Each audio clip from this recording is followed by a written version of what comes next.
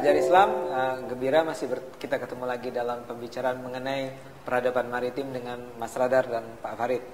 Tadi kita berhenti di Akitiren, Mas Radar. Itu bisa dilanjutkan ceritanya?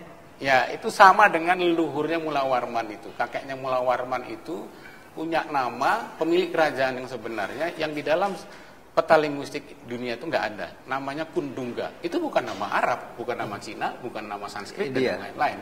Itu menunjukkan bahwa sebelum kedatangan India itu sudah ada kerajaan-kerajaan maritim kita yang sangat besar di negeri ini. Cuman secara kultural itu dibabat habis itu. Muncul satu bentuk baru dalam kerajaan-kerajaan yang berorientasi di gunung itu. Kayak Mataram dan yang lain-lain. Kalingga. Nah, itu sampai akhirnya muncul saudara-saudara tadi orang dari Albuquerque dan dari Portugis kepada yang lain pada tahun 1400-an membuat satu kolonisasi baru yang jauh lebih kasar dibandingkan India. Kasar gitu kan. Dan puncaknya pada Daedalus ketika dia membuat satu jalan raya ujung ke ujung itu kan yang meneguhkan dominasi daratan di atas lautan. Yang sampai hari ini itu menjadi kebijakan dasar kita. Angkatan darat lebih hebat daripada angkatan laut. Harusnya angkatan darat yang lebih angkatan laut yang lebih tinggi. Bahari kita, maskapai kelautan kita itu 80% dikuasai oleh orang-orang daratan. Maksudnya orang asing. Ya kan? Orang-orang Eropa dan Amerika. Kita nggak ada kapalnya. Yang dibangun itu malah dengan biaya 110 triliun jembatan Selat Sunda. Bukan dia bikin coba kapal-kapal yang menghubungkan ribuan pulau-pulau, itu malah bikin jembatan 110 triliun. Itu buat saya akal. Orang itu nggak punya vision dan tidak mengenal dirinya sendiri. Kan gitu. Nah, itu sampai sekarang kebudayaan daratan itu menguasai realitas lautan kita selama 2000 tahun. Dan itu membuat negeri ini dari mulai tingkat institusinya sebagai sebuah bangsa sampai ke tingkat individualnya sebagai manusia itu mengalami keterpecahan. Nah, makanya saya menyebut bangsa ini secara psikologis adalah psikopat. Dalam pengertian dia skizofrenik. Karena ada dua kepribadian yang kuat di dalam diri. Psikopat, skizofrenik. Ya, betul. Sedih betul kita. Sama, kau juga skizofrenik. Di depan masyarakat dunia kita memperlihatkan sebagai manusia yang modern, progresif, rasional dan yang lain-lain. Tetapi dalam diri kita sendiri, kita akan menemukan diri kita yang primordial, yang purba itu, yang klenik, yang suka ziarah, yang suka gini-gini dan yang lain-lain. Yang lewat pintu situ nggak boleh gitu, kalau cari jodoh yang begini-gini gitu kan, nggak rasional. Dan kita berkelahi setiap hari itu. 7 presiden di negeri ini semua mistikus, termasuk Gus Dur. Maaf, tapi saya mau bilang begini, itu menurut Anda khas peradaban daratan, bukan peradaban maritim yang Anda sebut barusan. Skizofrenik itu, yang klinik dan segala macam. Bukan, justru itu yang maritim, yang klinik itu. Kenapa dia menjadi klinik, menjadi mistik? Karena dia di cover, ditutup oleh peradaban daratan itu. Oke. Dan kita menggunakan simbol-simbol daratan ini, simbol-simbol kultural daratan itu untuk meneguhkan eksistensi kita. Padahal itu palsu. Itu enggak real, itu ilusif. Karena diri yang sebenarnya adalah maritim.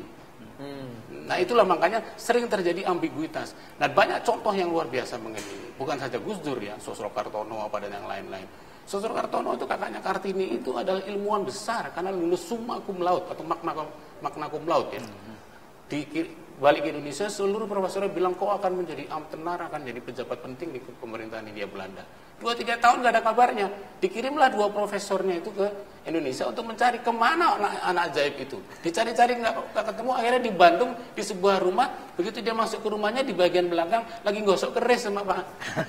Lagi gosok keris manusia jenius kakaknya Kartini itu kan, yang bikin Kartini mati karena kesel dia cuma bisa gitu. Itu gosok keris sama batu. Dan seumur hidup Sosro Kartono itu perjuangan intelektualnya adalah mencoba menggabungkan 2 peradaban itu, dan dia akhirnya mengakui dia gagal. Ada komentar Mas Farid mengenai ini? Ya, saya kira banyak beberapa kemunduran ya. Di samping tadi ada pengaruh Hindu, pengaruh luar dan semacam. Mungkin saya akan sedikit konsentrasi di yang kontemporer ya, apa yang coba saya lihat ya. Saya kira memang perhatian kita pada laut itu berkurang jauh sejak sejak kemerdekaan, saya kira ya. Di samping tadi ada faktor-faktor lain ya politiknya. Saya kira konsep pembangunan kita sampai sekarang itu berbasis daratan hampir semua. Pembangunan jalur utara tadi yang sudah disebut Jawa itu menurut saya sering bolak-balik ya, Jakarta ke Wonosobo, kampung saya di Wonosobo.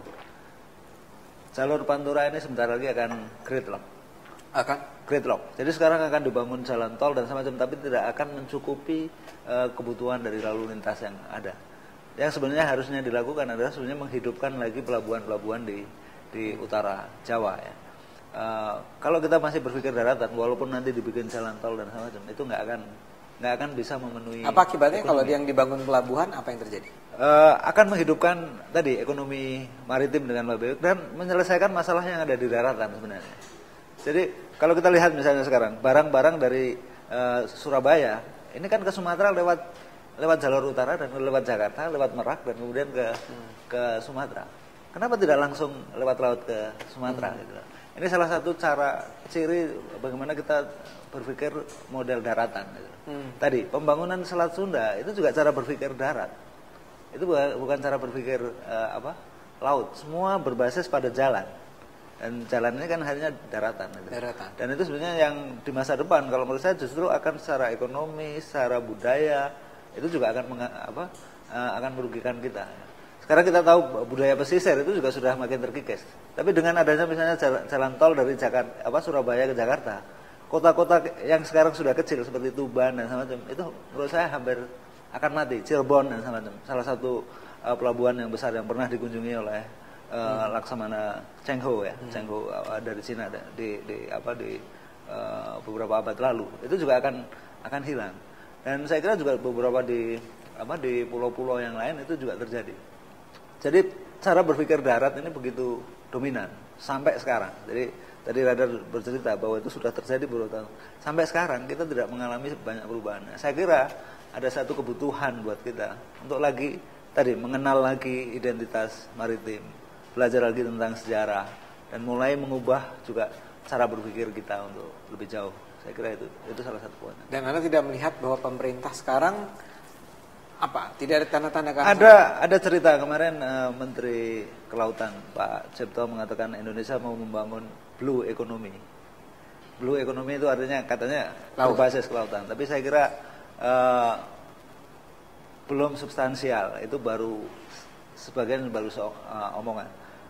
Salah satu perubahan mendasar menurut saya dalam cara berpikir kita di kalangan pemerintah itu mungkin muncul pada waktu zaman Gus Dur ya. Dia bikin satu kementerian namanya kelautan.